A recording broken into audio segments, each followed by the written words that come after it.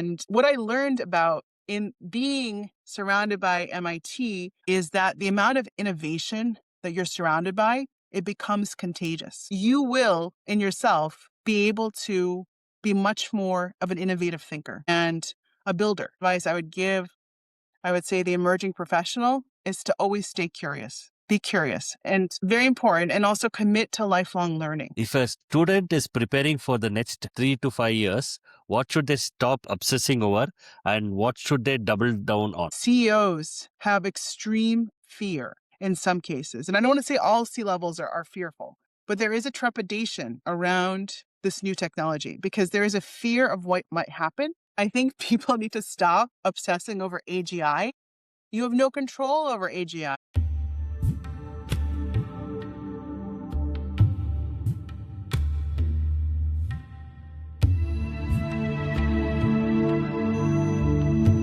AI didn't arrive quietly. It kicked the door open. One day it was research papers and demos. The next day it was in the job descriptions and pitch decks. Everybody talks about what AI can do. Very few people who decides how it's used. Today's guest lives exactly in that gap between ambition and accountability, between innovation and consequence, between Silicon Valley speed and boardroom reality. She doesn't build models. She helps leaders decide what to do and specifically what not to do. Alice Stein, welcome to the show. Thank you, Sajid, for having me. I'm excited to chat with you. I think that's a really nice positioning that you opened up with because, the biggest challenge now is not necessarily using AI, but it's creating value with AI. I would have missed many things about yourself. Can you introduce yourself to the audience and we'll start the conversation from there? Absolutely. Many years ago, I was going to be a doctor. Instead of pursuing medical school, I used my science background to program my first chatbot. And it was an open source model called Eliza out of MIT. And from there, I realized that I had a real curiosity for artificial intelligence. And I taught myself how to code an IML, which at the time was not what we know to be Python. It's slightly different language altogether, more like a combination of JavaScript and XML, so quite different. And I was able to understand what involved in building a knowledge base. And so I created a chatbot and I thought it was pretty cool. And that's where I realized that I'm not going to be a doctor. I'm not going to go to medical school. I'm going to be a web developer. And as you can imagine, having grown up in an immigrant household here in the US, mom was very disappointed. She cried for a while and she got over herself. A lot of focus really from web development took me into what I do today, which is business strategy. Because at the time, I ended up going and working for an agency as a web developer, again, primarily self-taught, and expanding my acumen around not just web development and coding, but into digital strategy and really implementing digital strategy. And a big part of what I also worked on was e-commerce. And e-commerce gave me a really interesting foray into what's possible with digital analytics very early on in my career.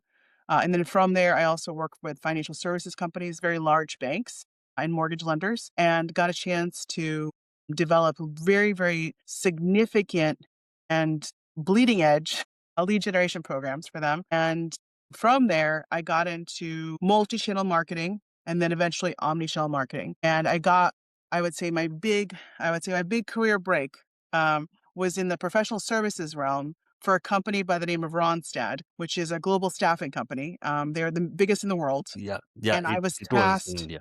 Yeah, I was and I know we work with quite a bit with the different portfolio brands there. One of the tasks that I received from our CEO in North America was to help with the communication strategy for the merger.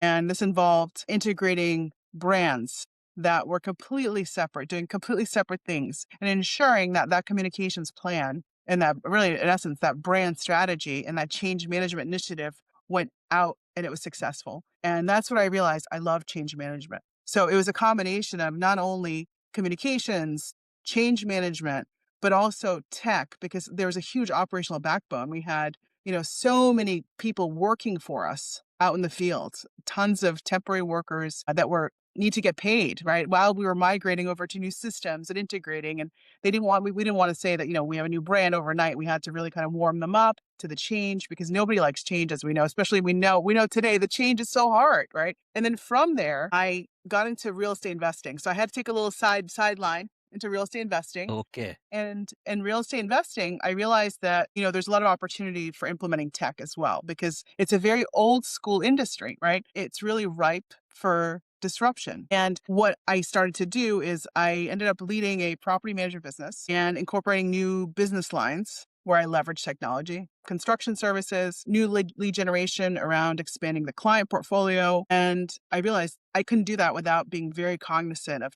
tech, right? Tech, SaaS platforms. At that point, SaaS platforms started to change and they were incorporating AI platforms. I got recruited by Compass Real Estate, which is a very large real estate company here in the US. They just actually merged with another very large real estate company. And I led a team of about 150 sales professionals. And the territory I had was about $1 billion US. And I was being measured on adoption, tech adoption. And the tech adoption that they were focused in on were all AI driven. So Compass had developed this amazing platform, incredible platform for specifically the real estate professional. And it was an end-to-end platform. And obviously it's in use today. It's incredible. And I was responsible for adoption. And I had our sales representatives, we call them real estate agents in the US, using the platform, engaging and really reworking their day-to-day workflows through these tools. And that's where I realized I was like, wow, I love this. This is so interesting. Let me take all of my knowledge, my 25 plus years of experience, and go back to consulting. Because I always loved consulting on the side and exploring that. And that's where I am today. And I've worked with really interesting companies. Right now, I work with companies in professional services. I work with companies in prop tech, a lot of companies in prop tech. And I work with also healthcare companies, specifically using AI for digital health. So there's a lot of interplay with what I've done to today. So when people say you don't have a linear path in your career, and I said yes, and I realize now that there's a bigger, the guy upstairs or the woman upstairs has a bigger plan for me, right? That there is an opportunity for me to leverage all this. And I feel like, more and more, I feel very blessed to have such exposure to such diverse domains because it makes me extremely invaluable to my clients because I bring different a diverse perspective. So right now I have worked with clients who are startup. I do a lot of startup acceleration work. And then I do a lot of work around organizations that are mid-market and enterprise that are looking to implement AI, who just don't know how to do that. And they're stuck in those boardrooms where they don't know how to manage those egos and how to manage those expectations because change is so rapid and they don't know how to really take the first step. It gives a complete depth of your what bandwidth you have experience, and to our young viewers this gives an understanding how they must lead their careers. They should not be having a blinders and walk into one straight path. Exposure to many things gives them expertise in many things. I'm glad to hear it because, again, I think growing up, again, immigrant parent, Russian parent, okay, very, very intense household, right? My mother said, you have to succeed. That's sort of what it is. I'll support you, but you have to be successful. And I feel like culturally, in the Indian culture, knowing my Indian friends, the parents have put a lot of pressure. They put a Yes, lot of yes. pressure and they want you to be successful. It's what do you want to do? You want to be an engineer or do you want to be a doctor, right? So there's Doctor. only two paths. And that's how I grew up. Yes, it's exactly the same in India. But now things are looking like there are many other streams. Parents are not Mhm. pressurizing. So this generation is different. But the age where we grew up, it was engineer and doctor. These were the two streams, That's it. right? Yeah. You also spent time deeply connected to MIT, a Mhm, place where mhm, theory meets reality. mhm. Was there a belief about innovation or intelligence that MIT completely changed for you? So I should say that, for MIT, I actually entered in sort of the ethos of MIT initially as my client. So I came on and I did some work with them around the future of education, asynchronous learning, and the future needs of CIO and the future of talent. That's sort of how I entered in my engagement with MIT, and that's what I work with them on. And that was very interesting. And I had gotten exposure to obviously artificial intelligence because MIT had already seen all of these trends and they were already thinking about them, but they wanted to kind of dig deeper into asynchronous learning. And that's where I stepped in and helped. Later, I became a student of the program that I helped launch. And for me, it was more like I need some additional structured learning because I am always very hungry and curious and always happy to be self-taught, whether on the job or through my experiences with clients. But it's really nice to get a formal education from a market leader. And MIT is hands down the market leader. If anybody needs a course, take an MIT course. There is no better educator, in my opinion, for the field of AI. I think Stanford does a great job. There's a few other leaders, but if you want to pick one, MIT is a leader very much. If you want more global perspective on things like responsible AI, I recommend Oxford. But again, MIT is a wonderful, wonderful instructor of the space. And what I learned about in being surrounded by MIT, attending MIT conferences, being in that sort of network of MIT, is that the amount of innovation that you're surrounded by, it becomes contagious. It's contagious. If you surround yourself with people who are curious and believe in the ingenuity of humans, you will in yourself be able to be much more of an innovative thinker and a builder. So I think as your audiences that are just starting out and thinking about things, it's extremely important to surround yourself with innovators and builders, right? Those people that are creating something from nothing because you can learn so much from them and you could be your own trailblazer. And I think you have that going on in Bangalore, in sort of the Silicon Valley of India, as it's called these days. So you are in touch with a few Bangaloreans yourself, yeah? Yes, a few startup founders, Oh, great. yeah, who are doing very interesting work in augmented reality Okay. and very interesting work in that space. So I'm very much a citizen of the world, Sachin. I really liked to engage with people from different parts of the world because I think again, thinking like an innovator, right? Everyone processes innovation differently, and there's so much you can learn from different cultures. I have always believed this. And, in Ranstad, it was fantastic because I work with colleagues in the Netherlands. I work with colleagues in Italy, in France, and everyone approach work very differently. And there's so much to be learned. Yeah, I pause you for a second. Citizen of the world is a good term, and I think that's where the world is coming to, right? The whole boundary is getting united because of AI. absolutely. Because we're all in this together. We are all changing so rapidly together, and we are all in the dark together, right? We're all in the dark together, and innovation's happening so rapidly. But I think the most important piece of advice I would give, I would say the emerging professional, is to always stay curious. Be curious and very important, and also commit to lifelong learning.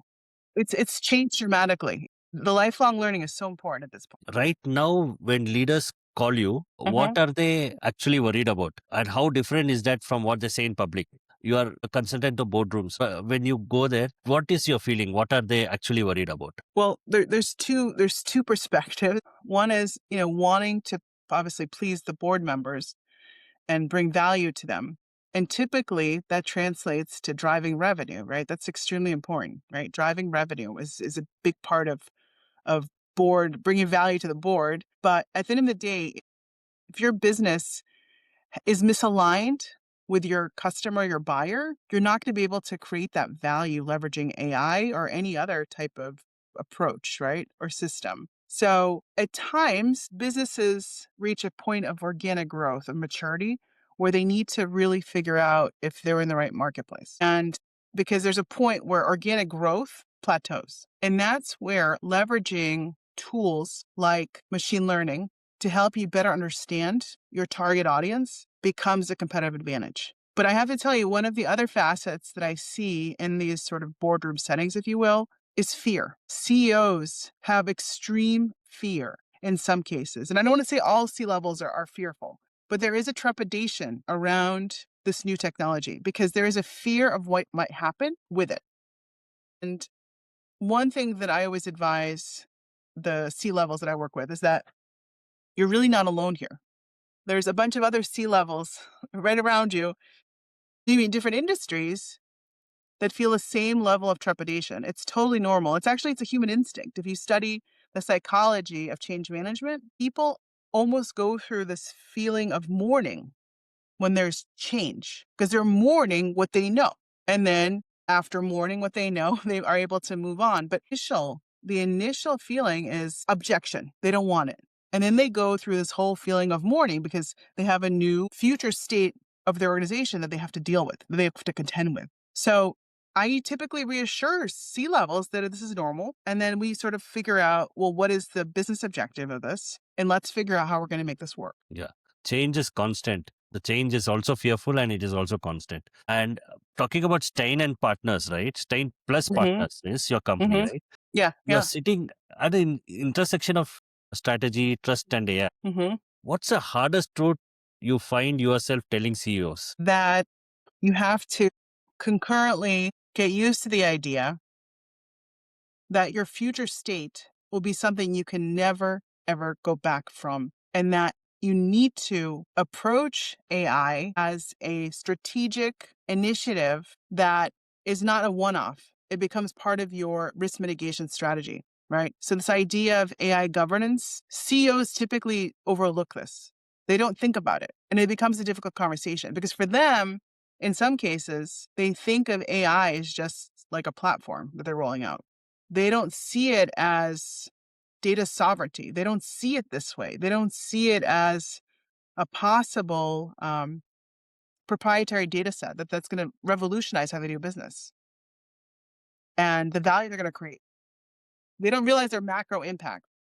I was just coming to that. Means they don't see the risk, the or what do leaders misunderstand about AI? The risk, the opportunity, or their responsibility? I think the responsibility, because responsibility is obviously inclusive of risk, but they also don't see the possible application of a broader implication on humanity. In the US, and I don't want to speak for India because I'm not an expert, in the US, we have pretty active surveillance, that's unbeknownst to the average human.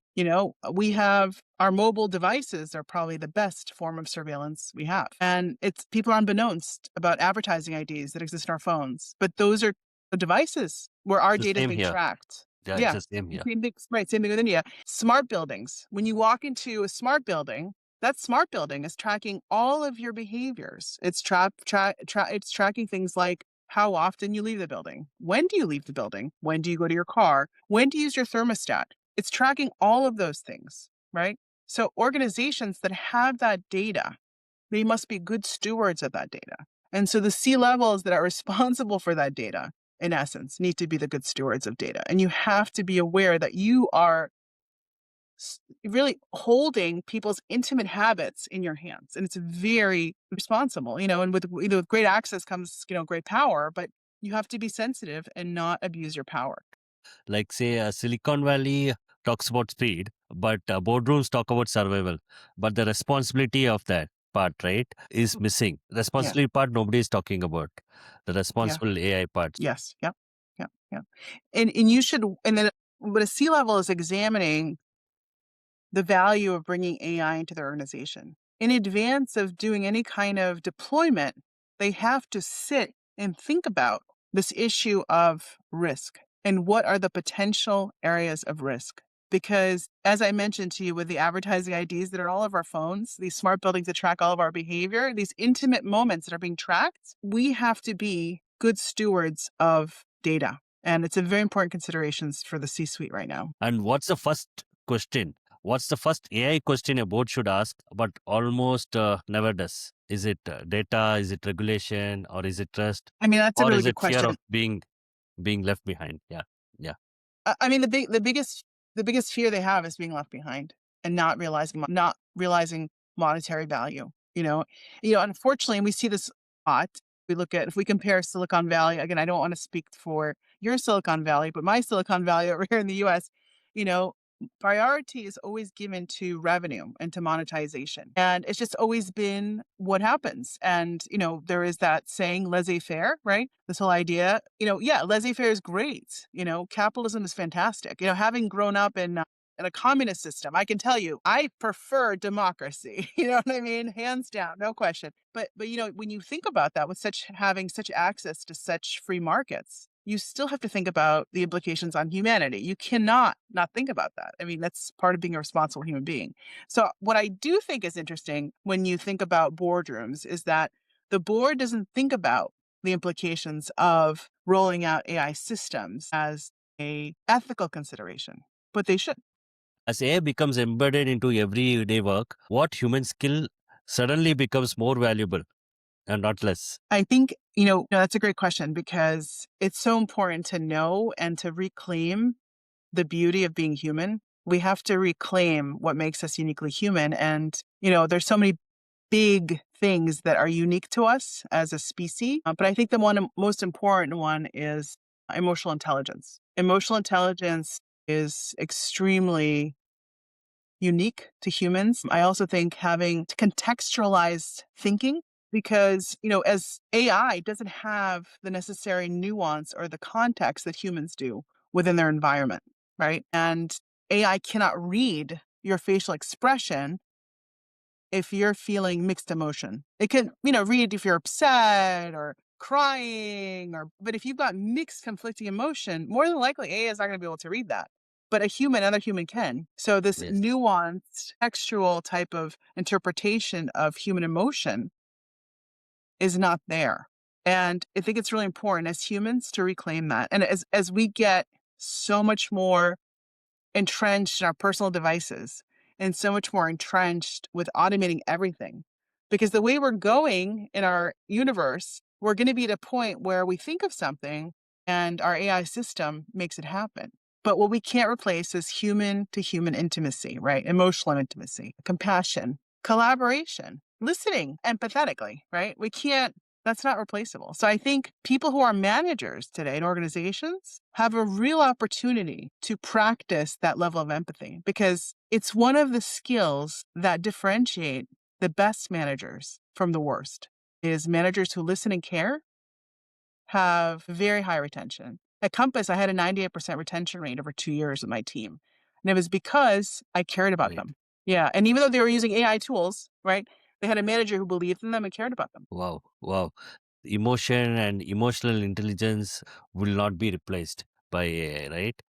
It becomes more valuable. If a student is preparing for the next 3 to 5 years, what should they stop obsessing over and what should they double down on? Great question. I think people need to stop obsessing over AGI. You have no control over AGI. You cannot control all of the innovation in the world. We have no control over that. But what we should definitely focus in on is this idea of leveraging in our business processes agentic systems to improve our efficiency and create value, really unlock that value within those agentic workflows. What I find very interesting is this fixation around AGI, and people are focusing on AGI. They're worried about losing their jobs because AGI is coming on Tuesday, and it's not.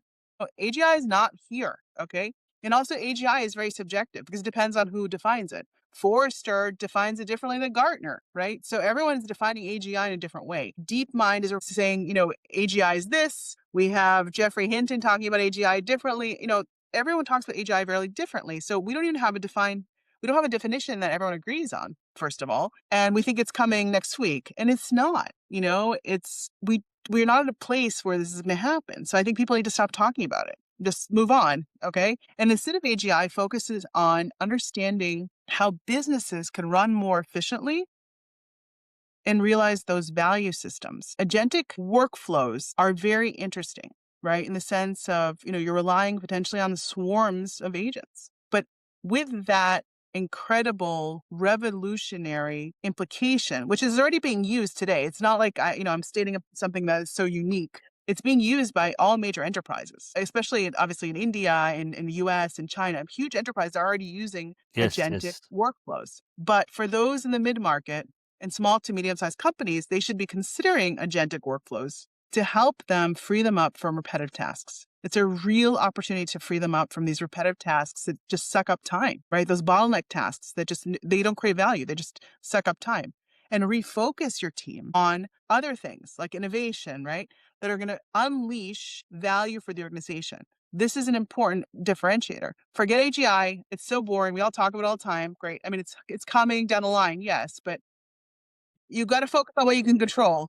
Is AGI really coming? You have any boardroom secrets about it? I'm not sure it's a secret. I'm not sure it's a secret, but again, if you look at how AGI is defined, right? For me, AGI is this idea that artificial intelligence has a conscience, right? If you study machine learning, right, and you look at different types of machine learning, and you look at reinforcement learning, right, where the model is trained on trial and error.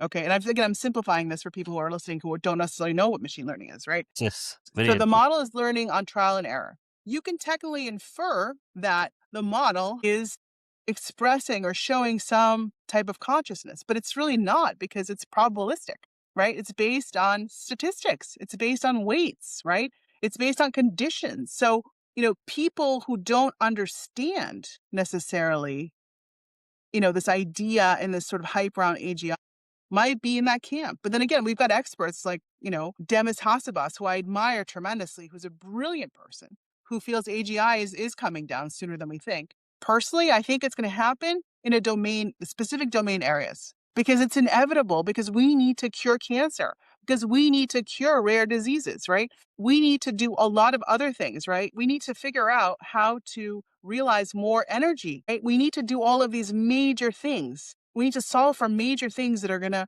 guarantee our longevity as human species, right?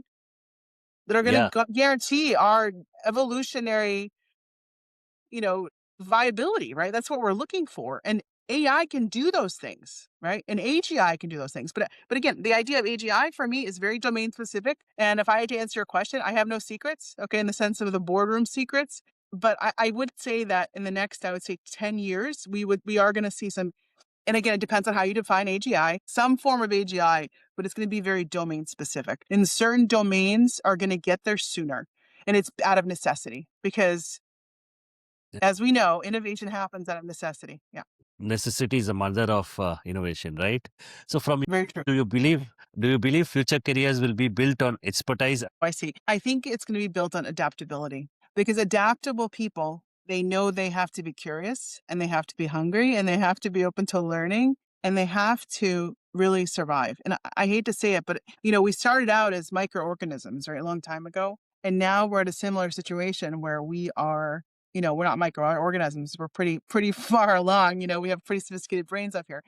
But this idea that, we have to still, our biological functions are still very much intact. And we are looking for how do we position ourselves for survival, and the way to do that is through adaptability. And that's been proven throughout life. And I know you're not expert of India, as you said, by the conversation which I had with you till now. I know you know more about India than many others do. So I want to bring this home to India for a moment. India Mhm. is scaling AI incredibly fast. What's one advice you would give Indian boardrooms? I think it's very similar to, and I know that this is culturally, the Indian culture is much more collective as it relates to the US. US is very individualistic, I feel like, in terms of culturally how they make decisions. There is definitely much more consensus building that happens in an Indian boardroom. I know this just because, again, having worked with Indian teams. So I recommend that India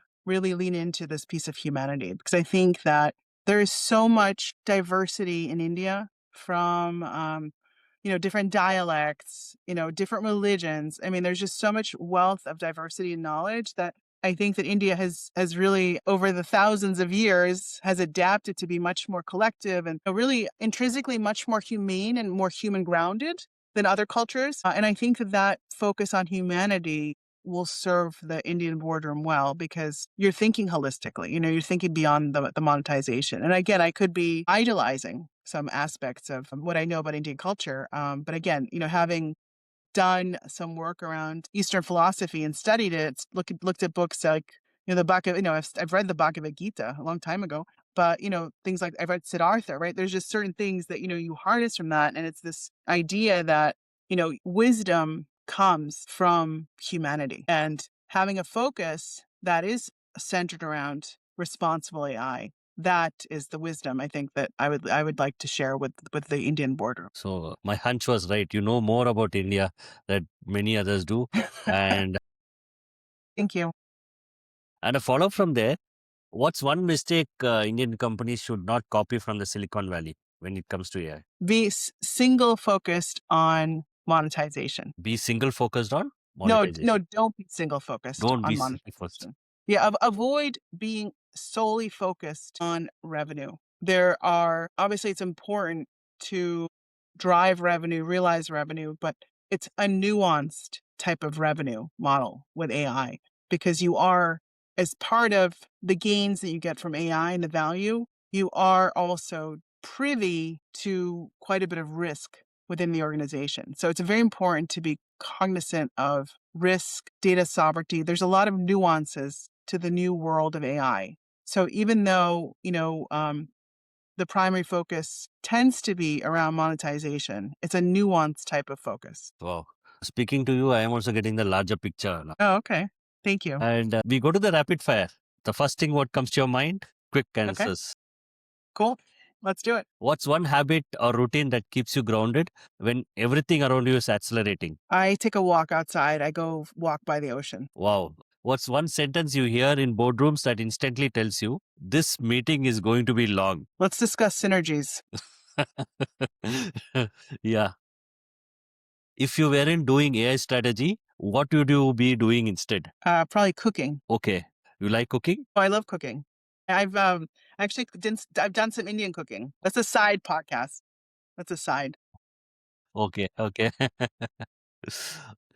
So, what's the hardest part? Saying no to a powerful CEO or saying no to a startup founder? No to a founder.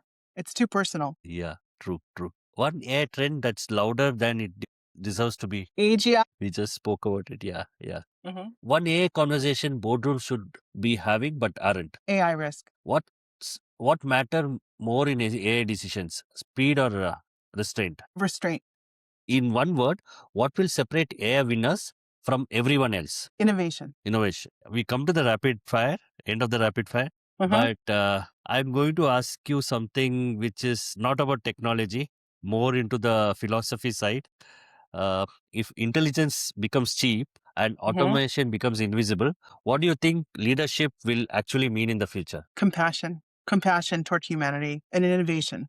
Because there's nothing that can deliver to the right now, the level of contextual ingenuity that humans have. Yes, Mhm. yes. So we come to the end. This was a conversation was powerful, energetic, and very, very informational, right? Mhm. The conversation wasn't about tools. You spoke about judgment. It wasn't about speed. You spoke about responsibility. When AI leaves the lab and enters the boardroom, decisions stop being technical. You told us that it becomes human. Alice, thank you for bringing clarity where there's too much of noise. Thank you. Yeah, thank you. My pleasure. And namaste. Thank you. Thank you. Namaste. Namaste.